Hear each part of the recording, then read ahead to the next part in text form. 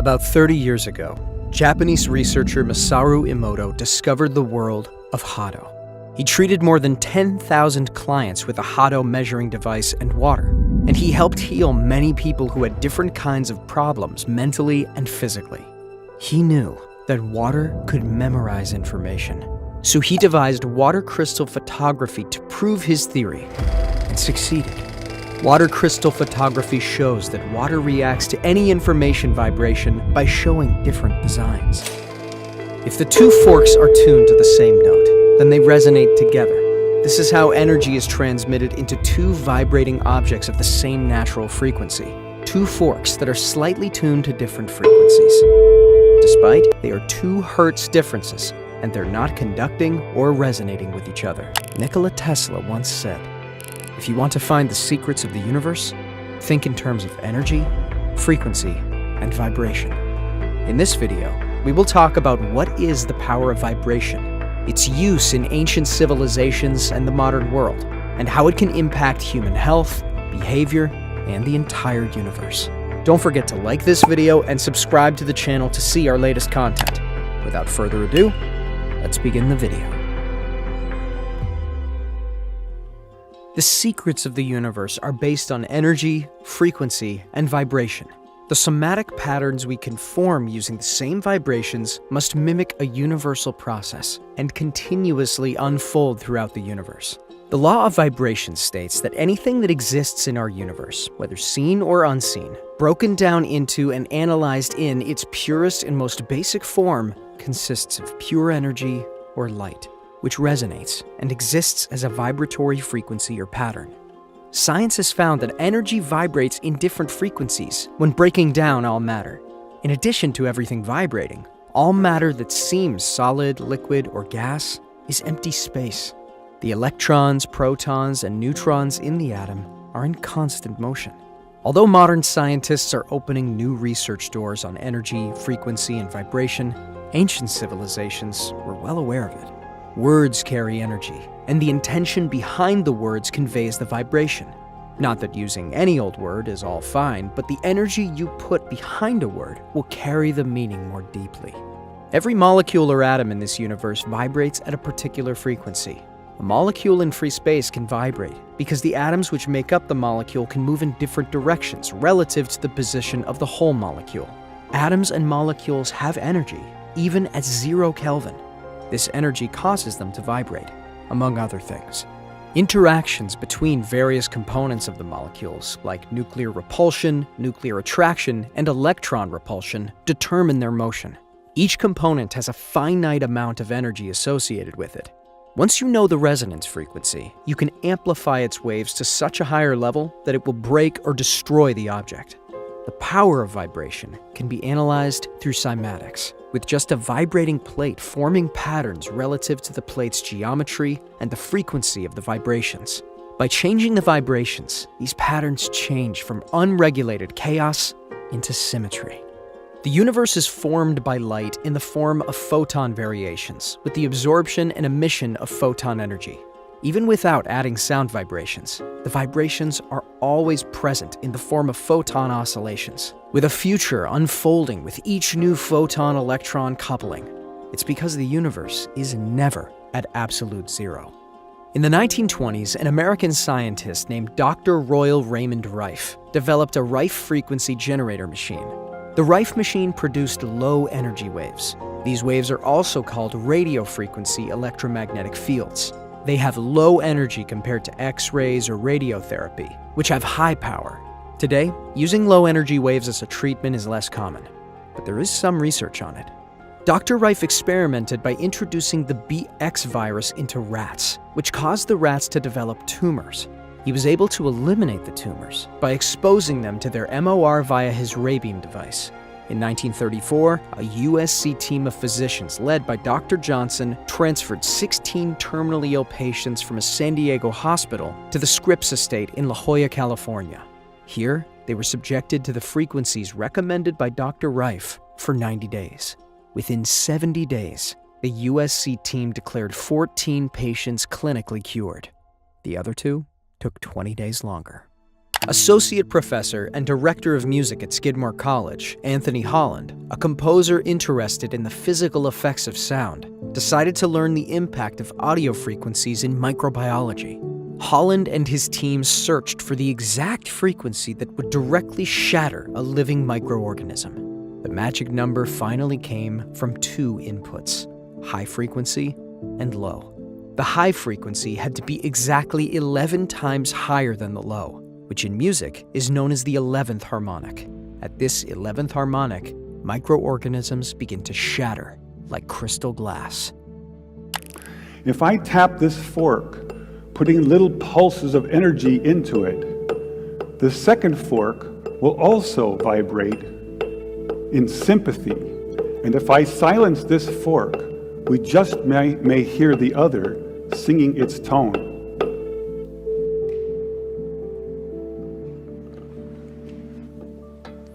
We say that I'm inducing a sympathetic resonant vibration in the second fork. It only works because both forks are tuned to the exact same frequency. After practicing until they got efficient at the procedure, Holland began working with a team of cancer researchers to destroy targeted cancer cells. First, they looked at pancreatic cancer cells, eventually discovering these cells were specifically vulnerable between 100,000 and 300,000 hertz. This results in an invitation to spend 4 months in a cancer research lab trying to shatter cancer cells. This is our setup in the lab. You can see the microscope with cancer cells on it. Here's the plasma tube, and here's my little frequency control box. So first we attack pancreatic cancer. Take a good look at this slide, because the next one will look quite different.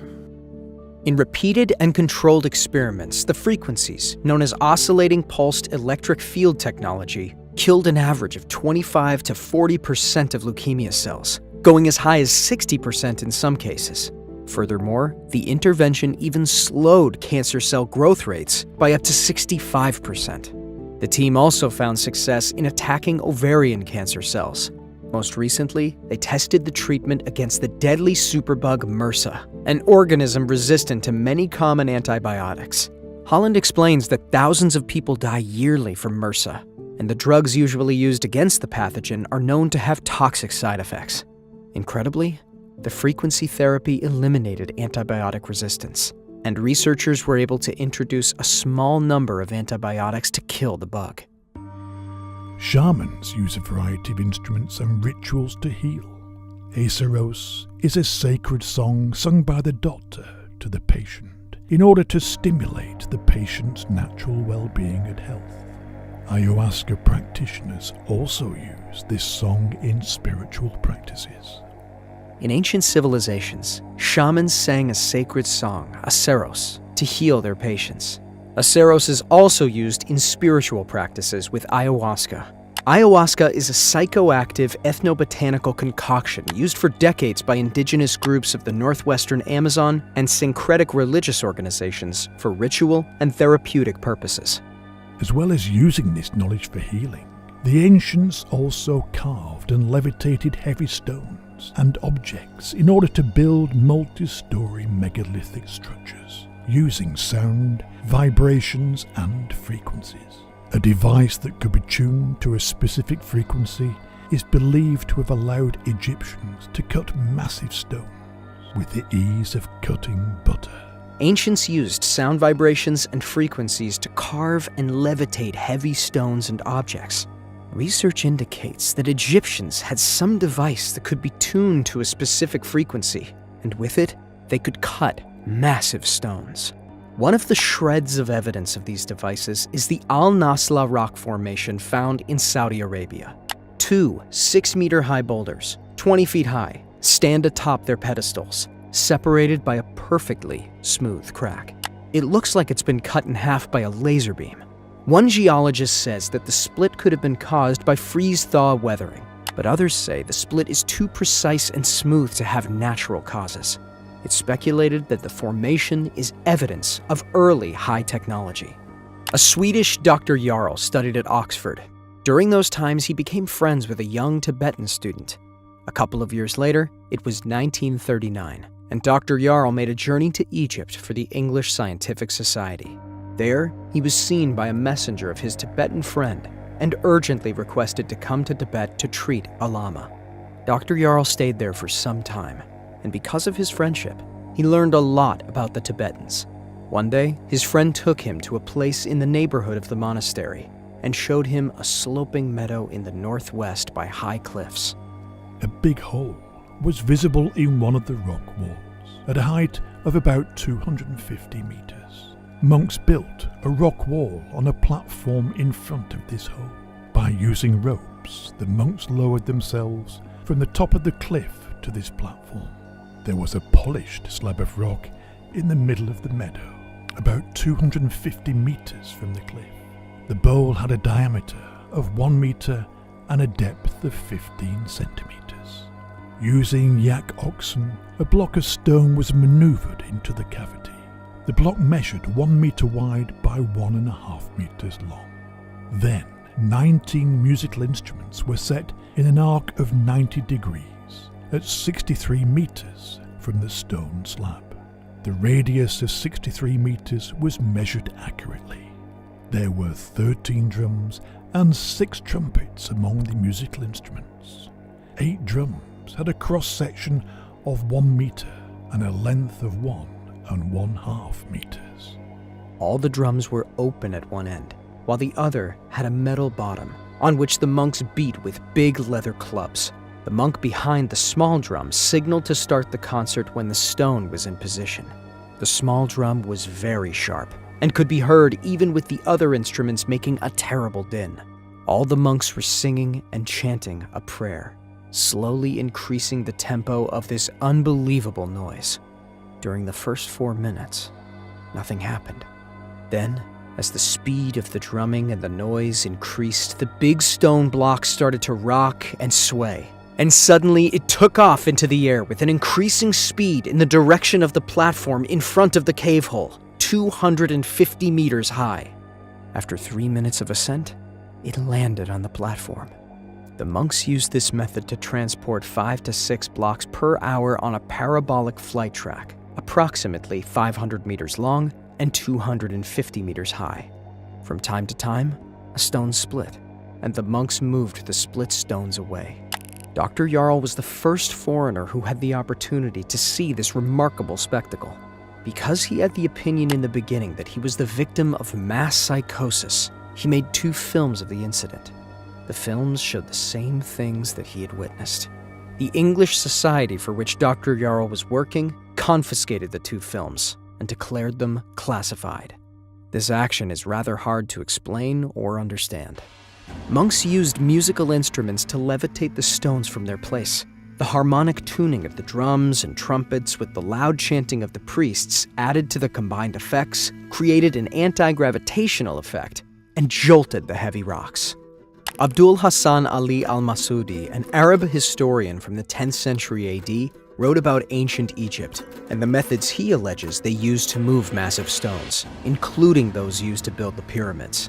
He claimed that a magic papyrus imprinted with symbols was placed under each rock, after which a metal rod was struck against the stone to initiate the levitation process.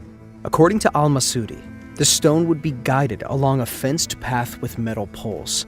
Some believe these poles could have been used to create high-frequency sound vibrations, which would have been responsible for creating the levitation effects. Outside of this written testimony, which is open to interpretation, there is no direct evidence to suggest that pyramids were constructed by acoustic levitation. But the Great Pyramid of Giza possesses some extraordinary acoustic properties, demonstrating the capacity to amplify sounds generated at specific frequencies dramatically. The Egyptians who built the pyramids on the Giza Plateau knew a lot about sound, and knew how it could be used to produce powerful effects, possibly including levitation. In 2015, a device built by a team in Spain successfully levitated and manipulated small objects with sound. Here's an interesting old video of an acoustic levitation device by Dr. David Deek.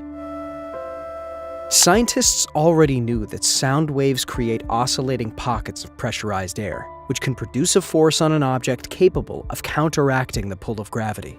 But while ultrasound levitation devices do exist, they all rely on standing waves, created when two sound waves of the same frequency are emitted from opposite directions and superimposed on one another. That means all previous devices require two sets of transducers. In 1987, Dr. David Deek designed and built an acoustic levitation and did a microgravity experiment for NASA-related subject matter. The 12-inch cubed plexiglass Helmholtz resonant cavity has 3 speakers attached to the cube by aluminum acoustic waveguides. By applying a continuous resonant 600 Hz sound wave and adjusting the amplitude and phase relationship amongst the 3 speakers, he could control levitation and movement in all 3 axes of the ambient space. The research was used to show the effects of microgravity conditions in orbit in the space shuttle environment. In addition, there is evidence for a whole new type of medicine in which DNA can be influenced and reprogrammed by words and frequencies without cutting out and replacing single genes. Gurdjieff and his team successfully transformed frog embryos to salamander embryos simply by transmitting the DNA information pattern through frequency alone. Gurdjieff's research group proved that with this method, chromosomes damaged by X-rays, for example, can be repaired. They even captured information patterns of a particular DNA and transmitted it to another, thus reprogramming cells to another genome. So they successfully transformed, for example, frog embryos into salamander embryos simply by transmitting the DNA information patterns. According to Russian researchers, our DNA is not only responsible for the construction of our body, but also serves as data storage and communication. The Russian linguists found that the genetic code, especially in the useless 90%, follows the same rules as all our human languages. To this end, they compared the rules of syntax, semantics, and the basic rules of grammar. They found that the alkalines of our DNA follow regular grammar and have set rules just like our languages. So human languages did not appear coincidentally, but are a reflection of our inherent DNA. Dr. Lee Bartel, a professor emeritus of music and health and music education, is a leading researcher and expert on how our cells are affected by sound. He explores how sound can stimulate cells in your body and brain to reduce the impact of fibromyalgia pain, Alzheimer's disease, Parkinson's disease, and depression, and even increase blood flow. A common consumer vibroacoustic device is used to treat these health conditions. Researchers found that they could document brain cells firing at the frequency of the stimulus. Therefore, they could use a stimulus to bring about desired brain states, like delta sleep, which measures about 40 Hz. Many years after I started doing this, I discovered that I could just use a single pitch, like this. 40 Hertz, remember this sound. Very low, it's like low E on the piano. But with this, I found I could help people reduce their pain and even reduce Alzheimer's symptoms. Dr. Bartel and fellow researchers found that when blood vessels were exposed to certain stimulus rates, the vessels would repeat that rate, which had implications for more medical conditions. He explains how these stimulus pulses affect multiple levels of bodily functions and brain patterns, even to the point of intra-brain communication, helping one side of the brain synchronize with the other. Such neuroscience music therapy was shown to help kids who had gone through cancer treatments help renew gamma activity. Research has proven that various music therapy treats sleep disorders. He notes that typical sleep studies focus less on oxygen levels and brain cell frequency. Not only did it improve sleep, but it also alleviated pain in fibromyalgia patients. They used a pulse stimulus of 40 Hz and saw a dramatic change in sleep, pain, depression, and quality of life ratings for these patients. The implications are substantial. We can re-regulate brain circuits and cellular function rather than just brain states. When you encounter a click, like this, what's happening is that compressions of air molecules are coming to your ear, and your ear is translating that into an electric impulse and sending it to your brain, something like this. So it goes up the nerve and into the neuron, except it's not just one neuron, it's probably thousands or millions of neurons that are responding right to that click. Just a bit of information here. When we have one click coming to our ear, we call it 1 Hertz, the measure per how many per second. When it's 5, per second, we call it 5 hertz. When it's 40, we call it 40 hertz. And the brain wave is measured in the same way as hertz. So 40 per second, or 40 hertz, sound will be called gamma because it's in the category of gamma brain waves.